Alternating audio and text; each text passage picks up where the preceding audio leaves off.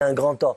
Moi, en fait, si j'ai parlé de Johnny, c'est pour faire savoir aux Français que Johnny était racketé par la mafia française, par mes associés, donc ils sont morts aujourd'hui. Pardonnez-moi, mais pour quelle raison la mafia va racketter Johnny? Parce qu'à cause de son homosexualité. Pardon. Johnny, de son homosexualité. Non, mais alors d'abord, ces propos n'appartiennent qu'à vous, bien évidemment. Et donc, non, il y a son petit amant qui vit toujours. Il s'appelle Philippe Carbone, il est toujours vivant. Ah, mais vous savez que vous risquez un procès tout de même en disant ça. J'en ai rien à faire de procès, mais j'en ai eu 18 dans ma vie, c'est pas un souci, un procès.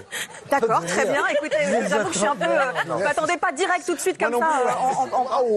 Donc, vous êtes en train de me dire que la mafia a racketté Johnny en le menaçant de révéler une supposée homosexualité? Alors, il y avait des photos.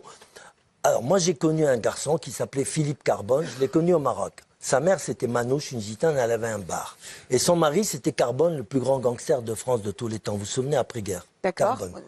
Lui était homosexuel, alors c'était une vraie petite folle.